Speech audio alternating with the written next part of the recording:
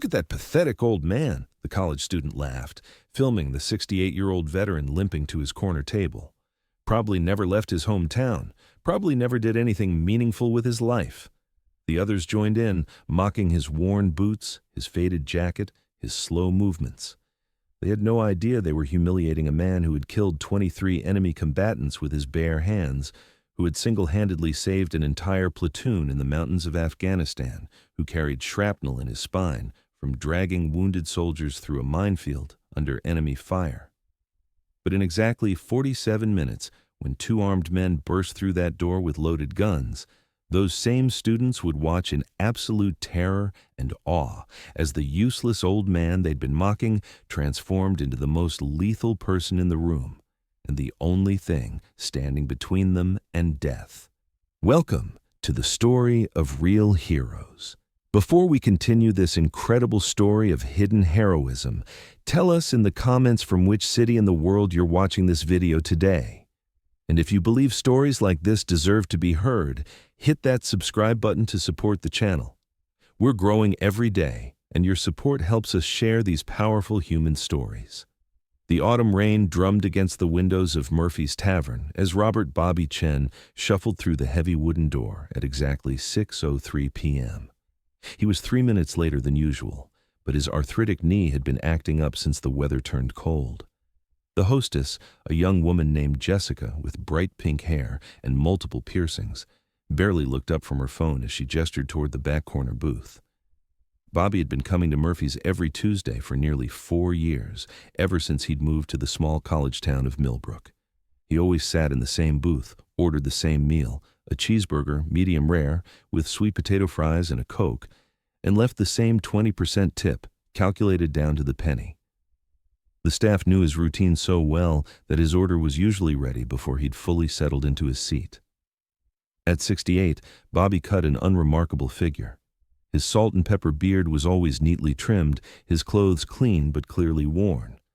The brown leather jacket he wore year-round had seen better days, its surface cracked and faded from years of wear. His jeans were the practical kind sold at farm supply stores, and his boots were sturdy but scuffed. To anyone who bothered to notice, he looked exactly like what he claimed to be, a retired maintenance worker living on Social Security. The bar was busier than usual that Tuesday evening. Millbrook University's football team had won their homecoming game, and students were celebrating throughout the downtown area. Murphy's, with its dark wood interior and vintage beer signs, had become a popular spot for upperclassmen who wanted to drink somewhere that felt more adult than the typical college bars near campus. Bobby settled into his usual booth and opened the paperback novel he'd brought, a worn copy of The Things They Carried by Tim O'Brien that he'd read at least a dozen times. He didn't mind the noise and energy of the young crowd. In fact, he found their enthusiasm oddly comforting. Their laughter and animated conversations reminded him of the young soldiers he'd once known, full of life and possibility. At the table nearest to Bobby's booth, 4 college seniors were deep into their 3rd round of drinks. There was Derek, a business major with perfectly styled hair and expensive sneakers, who never let anyone forget his father owned 3 car dealerships. Beside him sat Amanda, a communications student who documented every moment of her life on social media. Across from them were Mike, a pre-law student with political ambitions, and Sarah, an engineering major who was usually the voice of reason in the group but had clearly had more to drink than usual. "Look at that old guy," Derek said, not bothering to lower his voice as he nodded toward Bobby. "Every week, same time, same seat. What kind of life is that?" Amanda giggled, pulling out her phone. "It's kind of sad, actually. Imagine being that old and having nothing better to do than sit alone in a bar reading books." "Probably a Vietnam vet," Mike added with the casual authority of someone who'd taken one political science course. "They never really adjusted to civilian life. My dad says a lot of them ended up as drifters and alcoholics." Sarah frowned slightly. "It's kind of harsh, Mike. We don't know anything about him." "Come on," Derek laughed. "Look at him. That jacket probably hasn't been washed since the Carter administration. And those boots? I bet he bought them at Goodwill." Bobby had heard every word, but he didn't look up from his book. Over the years, he'd developed thick skin when it came to assumptions people made about him. He'd learned that explaining himself rarely changed minds, and frankly, he valued his privacy. The life he'd lived before moving to Millbrook was something he preferred to keep buried. Jessica brought Bobby's burger and fries, setting them down with a perfunctory smile. "Anything else I can get you?" "I'm good, thanks," Bobby replied, closing his book and moving it aside. His voice carried just a hint of an accent that was hard to place, something that suggested he'd lived in many different places. As Bobby began eating, Derek's commentary continued. "I bet he's never even left this state. Probably worked at the same factory for 40 years, and this is his big weekly adventure." "Should we invite him over?" Amanda asked, though her tone suggested she was joking. "Maybe he has some wisdom to share about the good old days." "Please," Derek scoffed. "What's he going to tell us? How to fix a carburetor or change a tire? We're living in the digital age, Grandpa." The conversation drifted to other topics: their upcoming job interviews, plans for spring break, gossip about classmates. But Bobby remained aware of their presence. There was something familiar about their casual arrogance, their certainty that youth and education made them superior to everyone around them. He'd encountered that attitude before, usually from fresh-faced lieutenants who arrived in combat zones, convinced they knew better than the sergeants who'd been keeping soldiers alive for years. Around 7:30, the bar's atmosphere began to change. A few patrons left, heading home for the night, while others settled in for longer drinking sessions. Bobby was nearly finished with his meal when he noticed two men enter who didn't fit the usual Murphy's clientele. They were both in their 30s, wearing dark clothing and baseball caps pulled low over their faces. One was tall and lanky with nervous energy that had him constantly checking the exits. The other was shorter but broader, with a kind of build that suggested he'd spent time in prison gyms. Bobby's instincts, honed by decades of training and experience, immediately put him on alert. The two men didn't go to the hostess station or look for a table. Instead, they moved purposefully toward the bar, positioning themselves where they could see the entire room. The shorter one kept his right hand in his jacket pocket, and Bobby noticed the telltale bulge that suggested a concealed weapon. Bobby closed his book and placed it in his jacket pocket, his movements casual but deliberate. He caught Jessica's eye and nodded toward his empty plate, the universal signal that he was ready for his check. Years of combat experience had taught him to trust his instincts, and right now, every instinct he had was screaming danger. The college students were oblivious to the change in atmosphere. Derek was in the middle of a story about his summer internship, gesturing wildly with his beer bottle, while his friends laughed and interrupted with their own anecdotes. Other patrons continued their conversations, unaware that predators had just entered their space. Bobby had seen this scenario play out before, though usually in places far more dangerous than a college town bar. The setup was textbook: two perpetrators, one to control the crowd and one to handle the money, positioned for maximum visibility and quick exit routes. They were probably desperate, maybe addicts looking for quick cash, or ex-cons who couldn't find legitimate work. Either way, people were about to get hurt. Chapter 2. The calm before the storm. Jessica arrived with Bobby's check just as the shorter of the two newcomers reached into his pocket. Bobby had already calculated 3 possible escape routes and identified potential weapons within reach: a heavy glass beer mug on the neighboring table, a pool cue leaning against the wall, and if necessary, the chair he was sitting on. "Thanks, Jessica," Bobby said, handing her exact change plus tip. "You might want to go check on something in the kitchen." Jessica looked confused. "Is everything okay? You usually stay longer." "Just feeling tired tonight," Bobby replied, but his eyes conveyed a message she didn't understand. He stood slowly, using his cane for support, though few people realized the carved wooden walking stick was more than just a mobility aid. As Bobby prepared to leave, he heard Derek's voice rise above the general din of the bar. "Hey, old man, calling it a night already? Past your bedtime?" Amanda giggled and raised her phone. "Should I get a video of Grandpa hobbling out? Might go viral when you realize you peaked in high school." Bobby paused but didn't turn around. In a few seconds, these kids were going to learn that making assumptions about people could have serious consequences. He genuinely hoped they would all make it through the lesson alive. The shorter man was now moving away from the bar, his companion following close behind. Bobby recognized the look in their eyes, the desperate determination of people who had run out of options. In about 30 seconds, someone was going to pull out a gun and everything would change. Bobby positioned himself near the restroom hallway, close enough to intervene if necessary, but far enough away to avoid being immediately identified as a threat.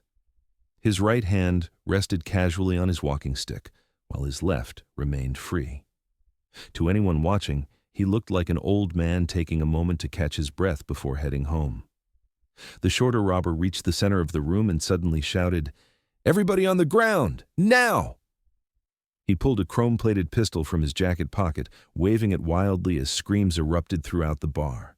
His partner produced a sawed-off shotgun, covering the exits while his friend focused on the crowd. "This is a robbery! Nobody moves! Nobody gets hurt! Everyone on the fucking floor!" Chaos erupted. Chairs toppled as patrons dropped to the ground, some crying, others whispering prayers. Jessica screamed and dove behind the bar. The bartender, a middle-aged man named Tom who'd been serving drinks for 20 years, raised his hands and backed away from the register.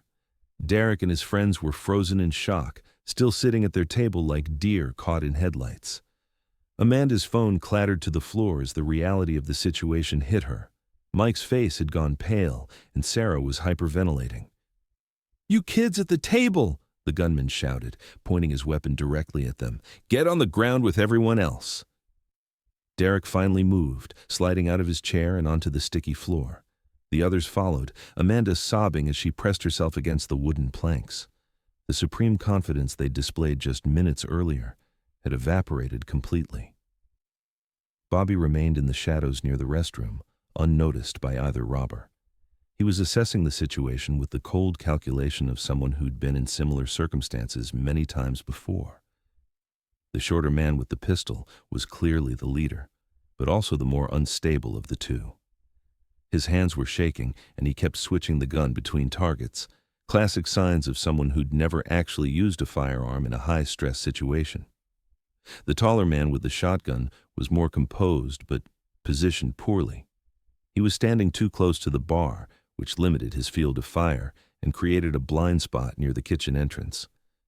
Both men were amateurs, probably first-time robbers who'd watched too many movies and thought armed robbery would be easy money. "Open the register!" the leader screamed at Tom. "All of it, and the safe in the back." Tom's hands trembled as he punched keys on the register. "We don't keep much cash here," he said. "Most people pay with cards now. Don't give me that shit. Open everything." The gunman was getting more agitated, which made him more dangerous. In Bobby's experience, nervous criminals with loaded weapons made fatal mistakes. Someone was going to get shot if this situation wasn't resolved quickly. Bobby shifted his weight, testing his bad knee. The arthritis that genuinely slowed him down most days would have to be ignored for the next few minutes. He'd done it before, pushing through pain and physical limitations when lives were on the line. Tonight would be no different. Near the college students, Derek was whispering urgently to his friends. "Just do what they say. Give them whatever they want." Amanda was crying silently, her makeup running down her cheeks. "I want to go home," she whispered. "I just want to go home." The irony wasn't lost on Bobby. Minutes ago, these same students had been mocking him as a pathetic old man with nothing to offer the world. Now they were huddled on the floor, terrified and helpless, while the useless grandfather they'd dismissed was the only person in the room with the skills and experience to save them. The robbery was proceeding exactly as Bobby had predicted. Tom had emptied the register, producing a disappointingly small stack of bills that only served to anger the gunmen further.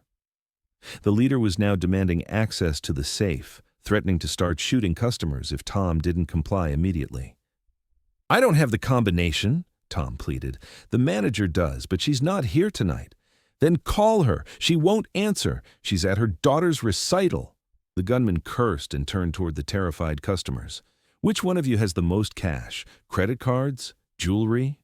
His eyes fell on Amanda's diamond earrings, expensive gifts from her parents for her 21st birthday.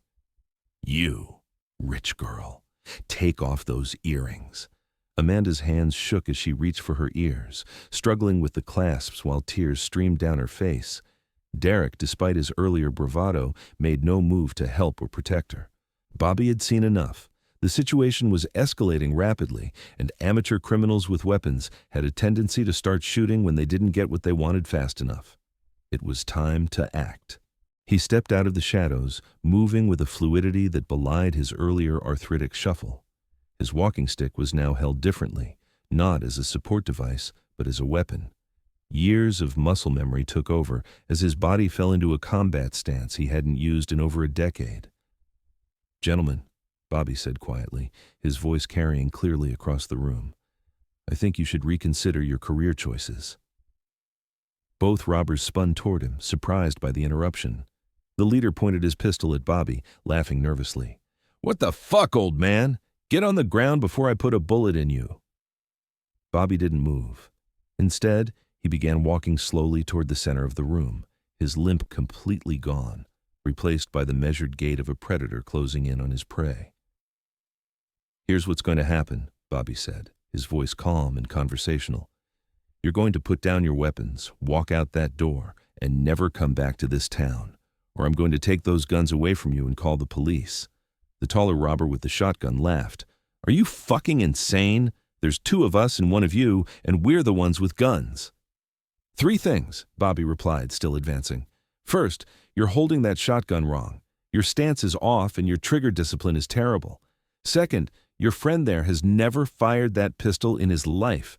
I can tell by the way he's gripping it. And third," Bobby's walking stick moved faster than anyone in the room could track. In one fluid motion, he swept the leader's gun hand aside while driving the carved handle into his solar plexus. The pistol discharged harmlessly into the ceiling as its owner doubled over, gasping for air. "I've been doing this longer than you've been alive."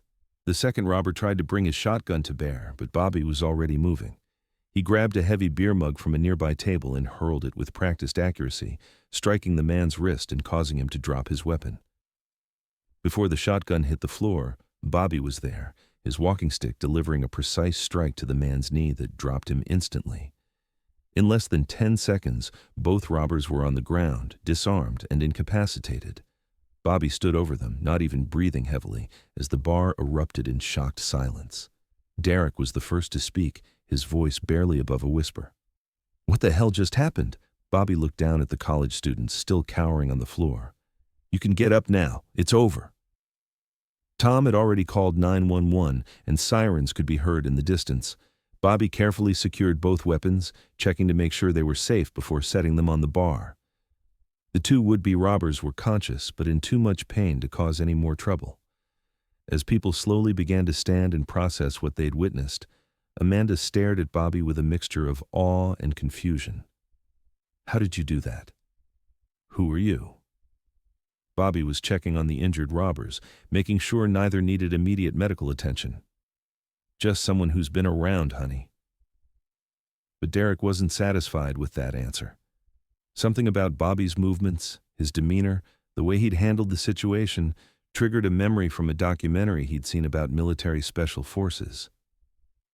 "You're military," Derek said, not asking but stating. "Special forces?" Bobby glanced at him but didn't confirm or deny anything. He was more concerned with keeping the situation stable until police arrived. "That's not just military training," Mike added, his pre-law education helping him piece together clues. "That's advanced combat training, black ops stuff." Sarah, the engineering student, was staring at Bobby's walking stick, which she now realized was probably custom-made for purposes other than mobility assistance. "The way you moved, that wasn't arthritis, was it? You were pretending." Bobby sighed. The police would be here soon, and he'd have to give a statement. His cover was blown anyway. "The arthritis is real," he said, "but so is the training." Amanda had stopped crying and was looking at Bobby with new eyes. "We were making fun of you. All those things we said." "Weren't very nice," Bobby agreed mildly. "But you're young. Young people say stupid things sometimes." The police burst through the door just then, weapons drawn, ready for an active armed robbery. Instead, they found two suspects neatly trussed up on the floor and a room full of witnesses pointing at an elderly man in a leather jacket who was calmly sipping a Coke. Officer Martinez, the first responder, recognized Bobby immediately. "Mr. Chen, what happened here?" Armed robbery, Bobby replied. These two gentlemen decided to retire from the profession rather suddenly. As the police secured the scene and began taking statements, more details about Bobby's background began to emerge. Officer Martinez, who'd grown up in Millbrook, had heard stories about the quiet man who'd moved to town 4 years ago. Stories that most people dismissed as urban legends. Detective Sarah Williams arrived 20 minutes after the first patrol units, expecting to find a typical armed robbery gone wrong. Instead, she found herself facing a situation that defied easy explanation. 2 armed suspects were in custody. Multiple witnesses were giving identical accounts of an elderly man single-handedly subduing both robbers, and the elderly man in question was sitting calmly at the bar filling out a witness statement form as if nothing unusual had happened. Williams had been a detective for 15 years, working everything from domestic violence to organized crime. She'd seen her share of good Samaritans who'd intervened in crimes, but what the witnesses were describing sounded more like something from an action movie than real life. "Mr. Chen," she said, approaching Bobby, "I'm Detective Williams. I understand you were involved in stopping this robbery?" "I was here when it happened," Bobby replied carefully. "I helped out when I could." "According to witnesses, you disarmed 2 men who were holding the entire bar at gunpoint, using a walking stick and a beer mug." Bobby shrugged. "Things happened quickly. I probably got lucky." Derek, who had been waiting to give his statement, couldn't contain himself any longer. "Lucky? That wasn't luck. That was like watching a movie. He moved faster than I could see." Detective Williams looked between Bobby and Derek, trying to piece together what had actually happened. She'd dealt with enough traumatic situations to know that witness accounts could be unreliable, but everyone in the bar was telling the same story with the same details. "Mr. Chen," she said, "I'm going to need you to walk me through exactly what happened." Bobby set down his pen and looked around the room. The college students were still there, waiting to give their statements. The bar staff were cleaning up broken glass and overturned furniture. The 2 robbers were on their way to the hospital under police guard, nursing injuries that a paramedic had described as precise and professional. 2 men entered the bar around 8 p.m., Bobby began. They were armed and announced their intention to rob the establishment. I determined that intervention was necessary to prevent harm to innocent civilians. Detective Williams noted his language, formal, precise, like someone reading from a military report. "And how exactly did you intervene?" "I disarmed the subjects using minimum necessary force." "Mr. Chen," Williams said patiently, "I need more details than that. How does a 68-year-old man with arthritis disarm 2 younger men who were holding guns?" Bobby was quiet for a long moment. He looked at the college students who were hanging on every word, their earlier mockery replaced by something approaching reverence. "Detective," he said finally, "do you have security clearance?" The question caught Williams off guard. "What kind of security clearance?" "Any kind. I have standard law enforcement clearance for criminal investigations." "Why?" Bobby reached into his wallet and pulled out a card that he'd hoped never to use again. It was plain white plastic with a series of numbers and letters that meant nothing to anyone without the proper authorization. He handed it to Williams. "Call this number," he said. "Ask for Colonel Peterson. Tell him Bobby Chen needs a consultation." Williams stared at the card. "Mr. Chen, what exactly is this?" "A phone number." 20 minutes later, Detective Williams emerged from the police station's conference room looking pale and shaken. She'd spent 15 minutes on the phone with someone who'd identified himself as Colonel Peterson, U.S. Army Special Operations Command. The conversation had been brief and to the point. She found Bobby still sitting at the bar, now surrounded by the college students who were pestering him with questions he was politely declining to answer. "Mr. Chen," Williams said, "could I speak with you privately?" They walked to a quiet corner of the bar, away from the crowd of witnesses and crime scene technicians. "I just had a very interesting phone conversation," Williams said. "According to Colonel Peterson, you're retired military, special forces, very special forces." Bobby nodded. "That's correct." "He also said that most of your service record is classified, but he was authorized to tell me that you were involved in high-value target extraction and neutralization for over 2 decades. That's also correct. William studied Bobby's face, trying to reconcile the mild-mannered retiree with the description she'd just received. He said you were one of the most decorated soldiers of your generation. Multiple Bronze Stars, Silver Star, Distinguished Service Cross. I did my job. He also said that if you hadn't intervened tonight, people would have died. He said your assessment of the situation and response were textbook perfect. Bobby looked around the bar, at the college students who were still staring at him with newfound respect, at the staff who were shaking their heads in amazement, at the bullet hole in the ceiling that would remind everyone of how close they'd come to tragedy. "Detective," he said, "I moved to this town because I wanted to live quietly. I didn't want to be known as anything other than Bobby Chen, retired maintenance worker. Tonight, that's not possible anymore." Williams nodded. "I understand, but I have to ask, why didn't you tell anyone? Why let people think you were just ordinary?" Bobby smiled for the first time that evening. "Because I am ordinary. I'm just ordinary with some unusual job training." Derek approached them hesitantly. "Mr. Chen, I wanted to apologize for the things we said earlier. We had no idea." "You had no way of knowing," Bobby replied, "and frankly, it doesn't matter what you thought of me. What matters is that everyone went home safe tonight." Amanda joined them, her eyes red from crying, but her composure restored.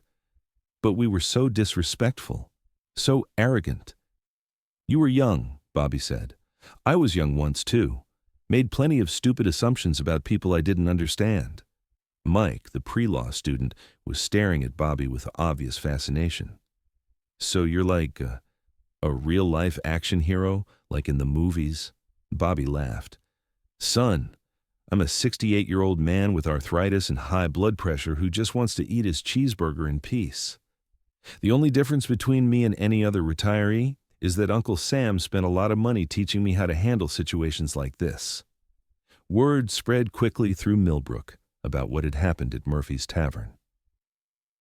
By the next morning, the story had made the local news, though the details were somewhat sanitized. The report described Bobby as a former military member who had assisted police in stopping an armed robbery. There was no mention of special forces, classified operations, or the precise nature of his service record. Bobby had hoped to maintain some level of privacy, but that became impossible when the college students began sharing their accounts on social media. Derek posted a lengthy Facebook update about learning not to judge people by appearances. Amanda created a TikTok video titled "The Hero We Never Saw Coming" that went viral within 48 hours. Mike wrote an editorial for the university newspaper about presumption and respect that was reprinted in the town's weekly paper. Within a week, Bobby's life had completely changed. People recognized him on the street and wanted to shake his hand or thank him for his service. The local VFW invited him to join, though he politely declined. Murphy's Tavern wanted to name a burger after him, which he also declined, though he did agree to let them comp his meals for life. The most significant change was in his relationship with the college students. Derek, who had been the most vocal in his initial mockery, became almost obsessively interested in Bobby's story. He started visiting Murphy's on Tuesdays, asking carefully respectful questions about military service and leadership. "I'm thinking about joining the Army after graduation," Derek told Bobby one evening. "Officer candidate school. I want to serve." Bobby studied the young man's face. "Why?" "Because of what I learned about myself that night, about what matters, about what real strength looks like." "Derek," Bobby said carefully, "don't join the military because you're impressed by what happened in a bar fight. Join because you want to serve your country and protect people who can't protect themselves. The rest of it, the training, the skills, the experience, that's just the tools you use to do the job." Amanda had made her own changes. She deleted most of her social media accounts and was volunteering at the local homeless shelter. "I realized how much of my life was about judging other people and making myself feel superior," she told Bobby. I want to actually help instead of just posting about helping. Sarah had switched her major from engineering to social work. I want to work with veterans, she explained, help them transition to civilian life. There are probably dozens of people like you in this town, people with incredible stories and experiences who are just trying to live quietly. Mike had perhaps changed the most. His political ambitions were now focused on veterans affairs and social justice issues. I used to think leadership was about being the smartest guy in the room, he told Bobby. Now I understand it's about being the guy who takes care of everyone else in the room. The changes weren't limited to the college students. Tom, the bartender, had started a program to hire veterans at Murphy's Tavern, offering flexible schedules and understanding management for people dealing with PTSD or physical disabilities. Jessica, the hostess, was taking night classes to become a social worker. Even Detective Williams had been affected. She'd started a community program connecting law enforcement with veterans, recognizing that many former military members had skills that could help in civilian emergencies and community safety situations. But perhaps the most significant change was in how the entire town viewed its residents. The story of Bobby Chen had reminded everyone that appearances could be deceiving, that the quiet person sitting next to you at the coffee shop or standing in line at the grocery store might have lived an extraordinary life. 3 months after the incident at Murphy's Tavern, Bobby was invited to speak at Millbrook University's graduation ceremony. He'd initially declined, but Derek, who was graduating summa cum laude and had indeed been accepted to Army Officer Candidate School, had personally asked him to reconsider. "You changed my life," Derek had said. "You changed all our lives. The graduates deserve to hear what we learned." Bobby finally agreed, though he insisted on keeping his remarks brief. He'd never been comfortable with public speaking, and he certainly didn't want to make a big deal out of what he considered a fairly routine response to a dangerous situation. The graduation ceremony was held on a perfect May morning, with clear skies and a gentle breeze. Bobby sat on the platform with university officials and other honored guests, wearing his best suit, the same one he'd worn to his retirement ceremony years earlier. In the audience, he could see Derek, Amanda, Mike, and Sarah sitting with their families, along with Tom and Jessica and Detective Williams. When it was his turn to speak, Bobby approached the podium with his walking stick, which had become somewhat famous in its own right. The audience fell silent as he adjusted the microphone. "Thank you for inviting me to speak today," he began. "I'm not used to giving speeches, so I'll try to keep this short. 3 months ago, some of you learned a lesson about making assumptions about people based on their appearance or circumstances. That lesson came at a high cost. It took a dangerous situation to teach it, but I hope it's a lesson that sticks with you. The truth is, every person you meet has a story. The elderly woman counting coupons at the grocery store might be a retired teacher who shaped hundreds of young minds. The man with calloused hands fixing your car might be a veteran who served 3 tours overseas. The quiet person sitting alone at the coffee shop might be an artist, a scholar, a parent who raised 5 children while working 2 jobs. You cannot know someone's worth by looking at them. You cannot determine their value based on their age, their clothes, their apparent circumstances, or the speed at which they walk. Every human being deserves your respect until they prove they don't deserve it. And even then, they deserve your basic human dignity. I spent my career serving this country, but I learned more about service from watching a bartender comfort a frightened customer, from seeing students change their entire life plans because they realized they wanted to help others, from witnessing a community come together to support each other. Service isn't just about wearing a uniform or carrying a weapon. Service is about recognizing the humanity in everyone around you and acting to protect and support that humanity whenever you can. So, as you leave this university and enter the world, remember that everyone you meet is fighting battles you know nothing about, carrying burdens you can't see, and offering gifts you might not recognize. Treat them accordingly. And remember that someday you'll be the old person sitting alone in the corner of a restaurant or struggling to keep up with a faster-paced world. How you treat others today determines how you'll be treated tomorrow. Congratulations on your graduation. Use your education wisely, serve others humbly, and never stop learning about the incredible people all around you. Bobby returned to his seat to sustained applause. He'd spoken for less than 5 minutes, but his words would be remembered by everyone in attendance for the rest of their lives. After the ceremony, as graduates took pictures with their families and professors, Derek approached Bobby one final time.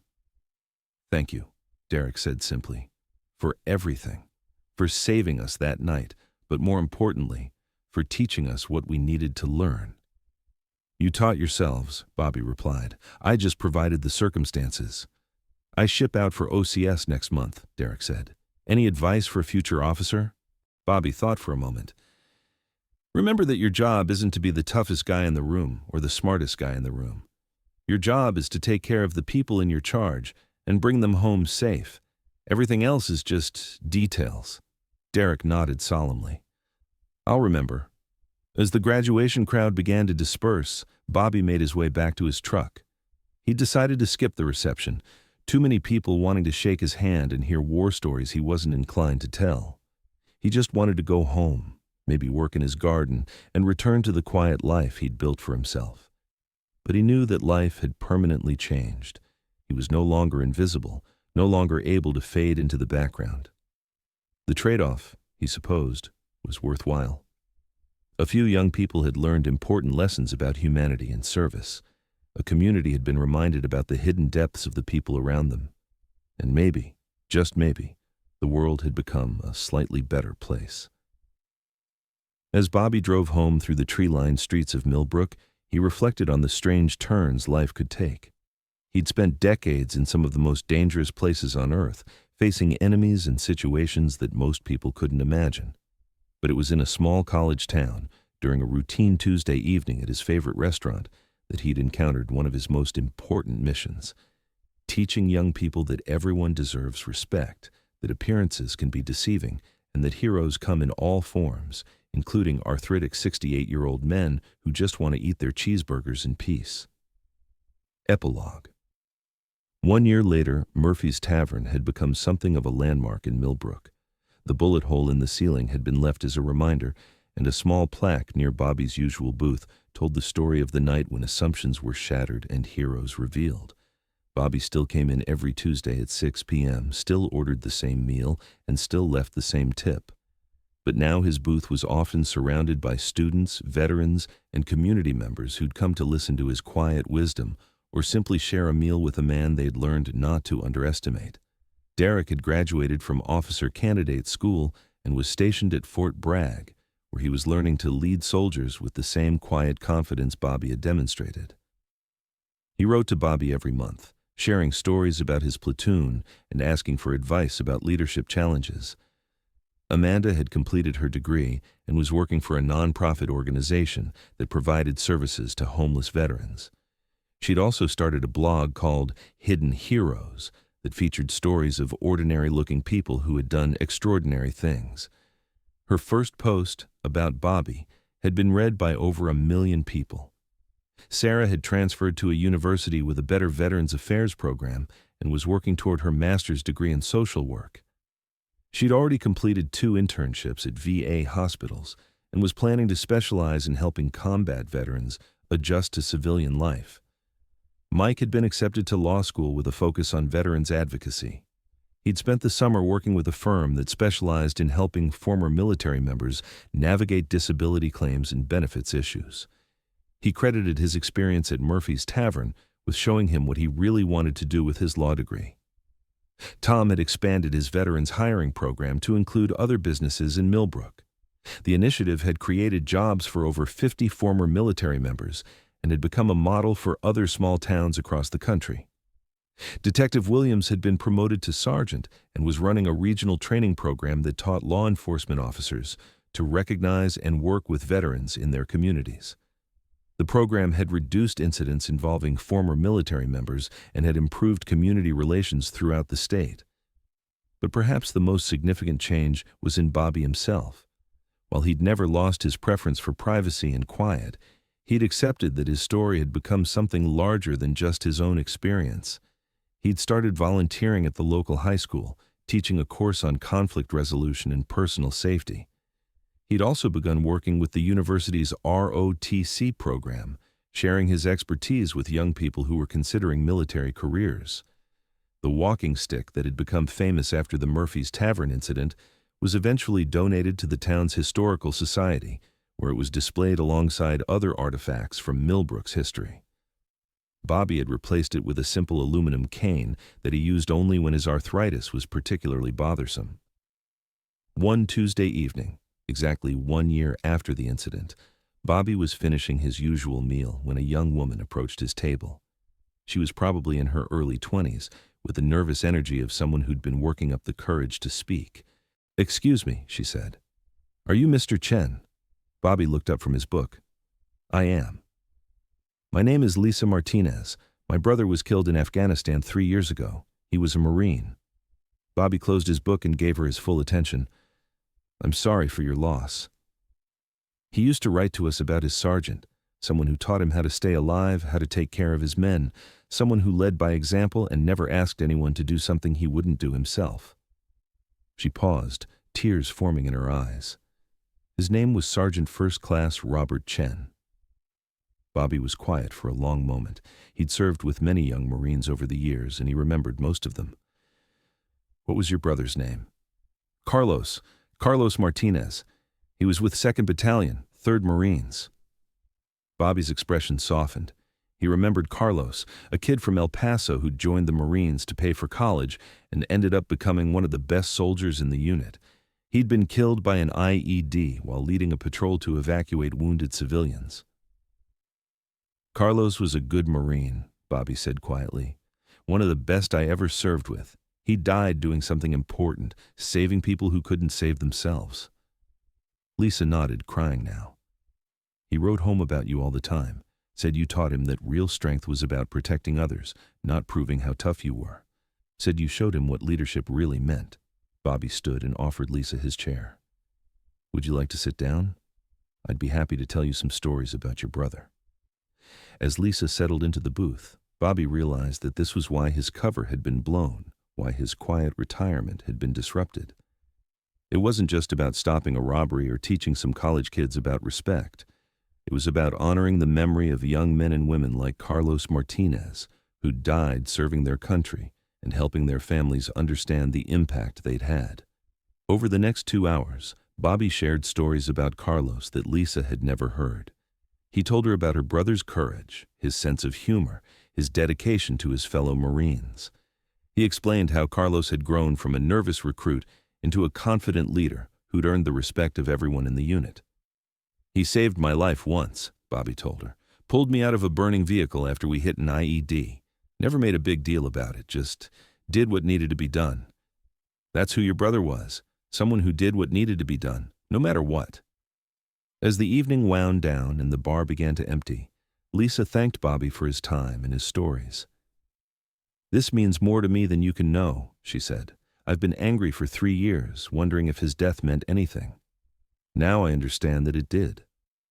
After Lisa left, Bobby sat alone in his booth, thinking about Carlos Martinez and all the other young soldiers he'd known who hadn't made it home. He thought about the ripple effects of their service, how their sacrifices continued to affect families, communities, and strangers they'd never met. He also thought about the lessons learned at Murphy's Tavern, about the importance of looking beyond appearances and recognizing the hidden depths in everyone around us. The college students who'd mocked him that night had grown into young adults who were making the world better through their choices and actions. The community had become more aware of the veterans living quietly among them, and Bobby himself had found a new purpose in sharing the stories of fallen heroes and teaching others about service and sacrifice. As he prepared to leave, Bobby reflected on how much his life had changed in just 1 year. He was no longer invisible, no longer able to fade into the background. But perhaps that was how it was supposed to be. Perhaps his true mission wasn't to hide from his past, but to use his experiences to educate, inspire, and honor those who couldn't speak for themselves. Walking to his truck, Bobby noticed a young man sitting alone at the bus stop, wearing a military-style backpack and looking lost.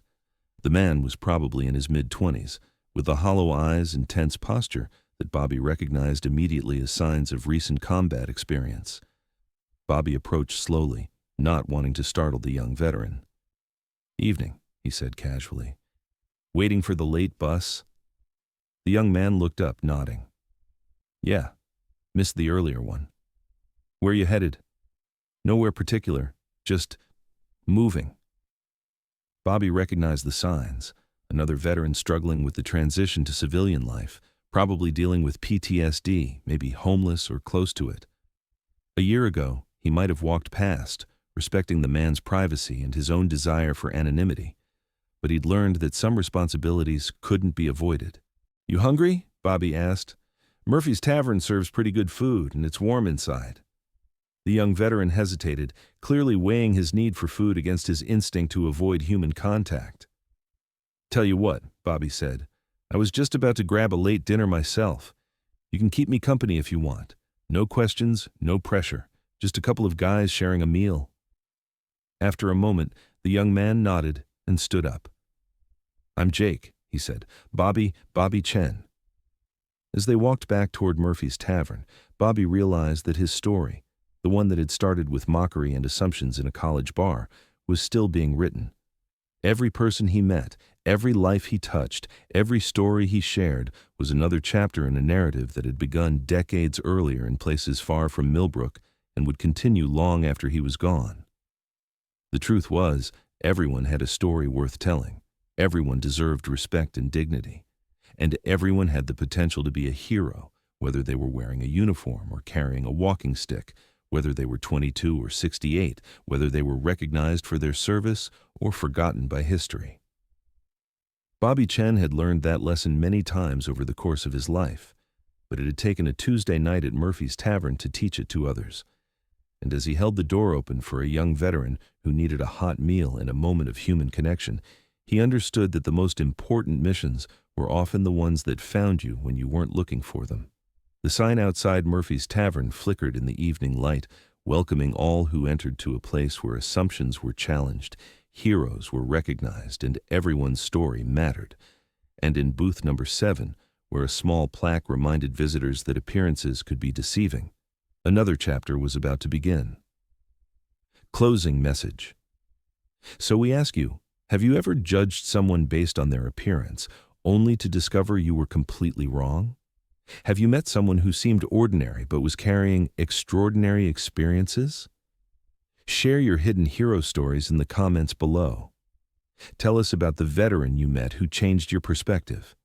Share a moment when you realized someone wasn't who you thought they were. Describe the ordinary-looking person who turned out to be extraordinary.